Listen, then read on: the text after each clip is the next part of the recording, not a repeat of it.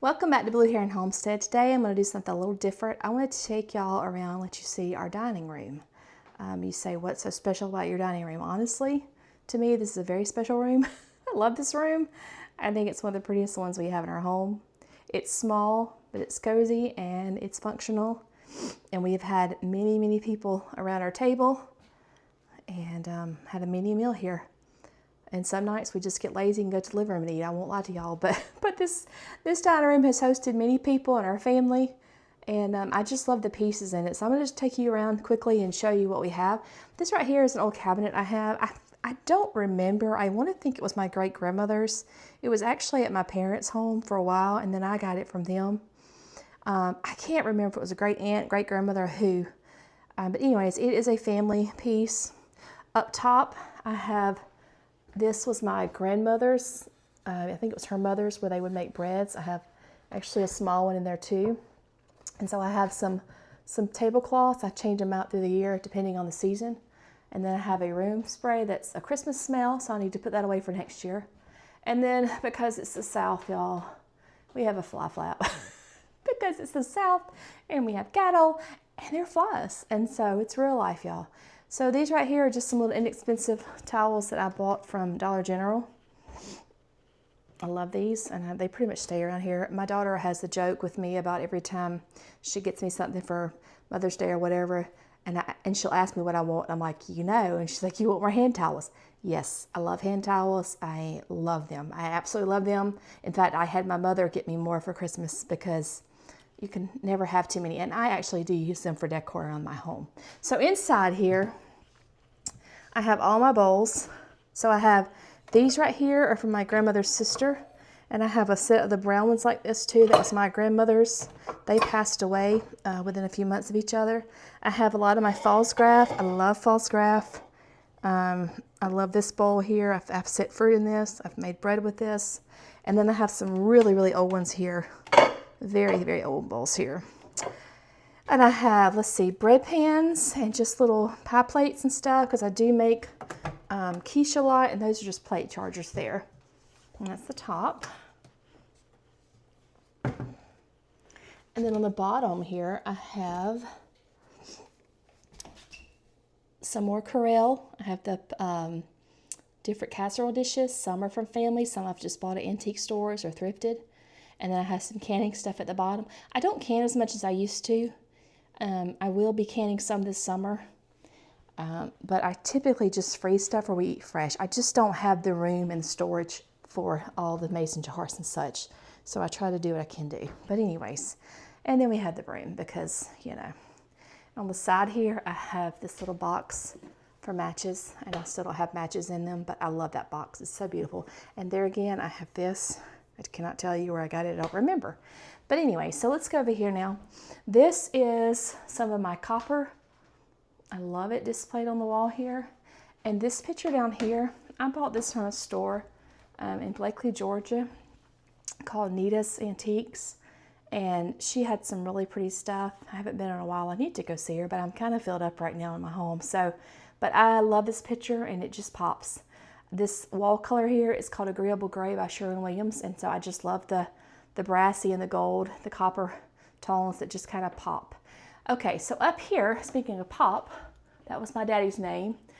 Right here, he had wrote down the Cracker Barrel meatloaf recipe, and he passed away unexpectedly a little over 5 years ago, and my mom was going through his work bag, and she found this recipe. And I love to cook, my daddy loved to cook, and she gave it to me. So I just went to the Dollar General and I bought a cheap frame, which I love the color, and I framed it, and so that will stay on my wall. That will not come down. That's one of those pieces that just, I don't care what I do to the house. It will, how I decorate it or if I paint or whatever, that will stay up there. So I love that. I've actually never made the recipe. I need to try it. I've actually ate their meatloaf before at the restaurant. So that needs to be on my list for something for a meal one night. So my daddy did that. Okay, let's move over here. Another hand towel. I told y'all I love decorating with them. So flowers Ryan got me for Christmas, for Valentine's Day, excuse me. And then this shelf right here, I had a friend that was moving and she was selling stuff for dirt cheap. And so I was like, hey, let me get the shelf from you and a few more things. And then inside of it, I just have my mother's wedding china. And those are little cups that my daughter had when she was younger. Okay, so I'm gonna come over here.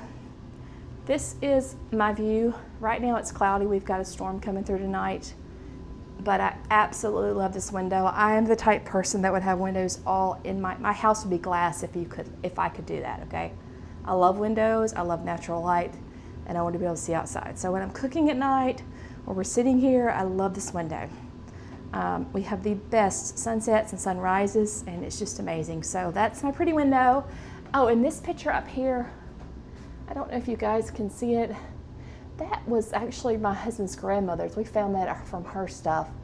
I love that picture, y'all. I'm an old soul, so anything older, I just love it.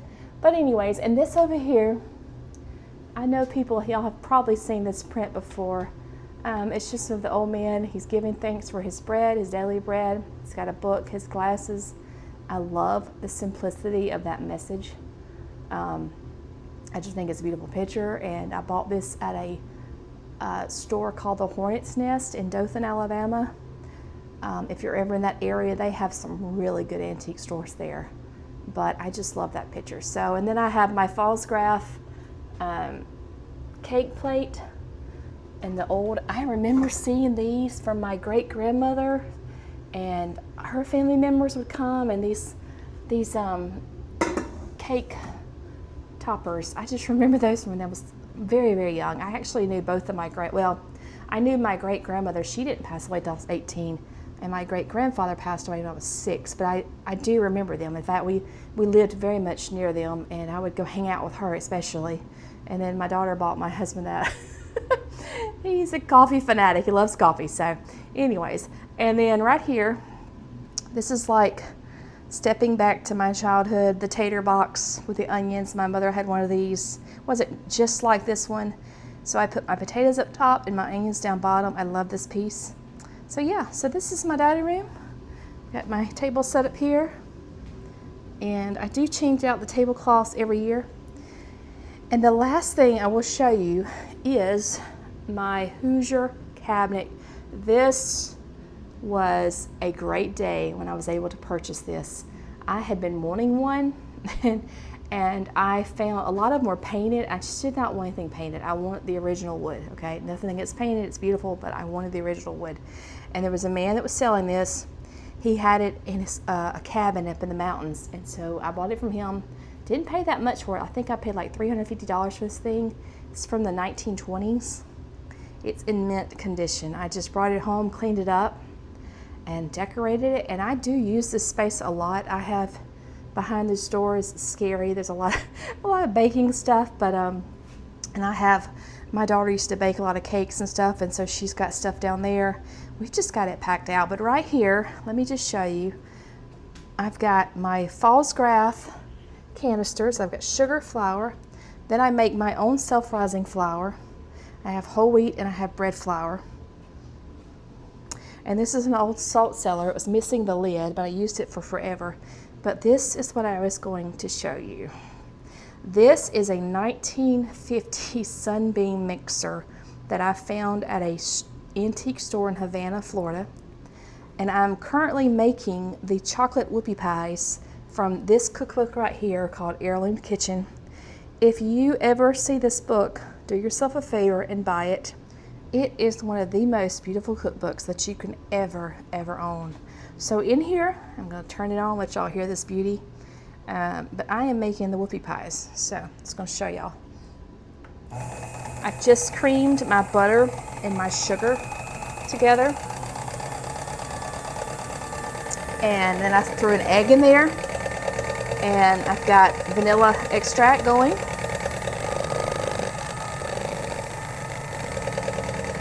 I love it. I do have a KitchenAid mixer, a bigger one in our kitchen. But this thing, I don't know. I was just impressed with it. Okay, so what we're gonna do now, we're making chocolate whoopie pies. I've got my flour and my cocoa, and I'm gonna start gradually adding it.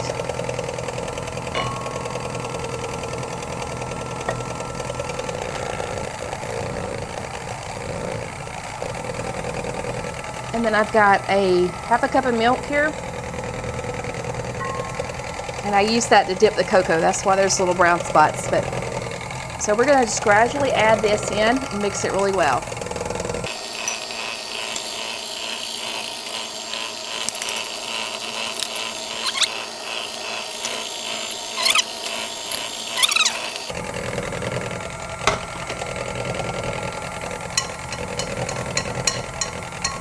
And obviously a spatula would be more ideal for what I'm doing right now.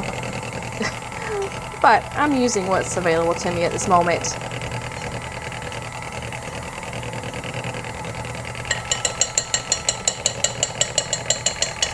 All right. There you have it. That is going to be our cookie recipe for the the old-fashioned whoopie pies that is in this cookbook, The Heirloom Kitchen. What you see, Ashley Shoneth, I guess that's her name, I'm not sure. Anyways, but I just want to take you and let you see a little bit of our dining room and just show you around a little bit. Anyways, I hope y'all are having a great day, and I appreciate everything you do, and I appreciate you watching this video. If you like this kind of content, we do gardening, cooking, and I'll show you some antiques occasionally. But if you like this kind of content, do subscribe and give us a like and a thumbs up. Y'all have a blessed day.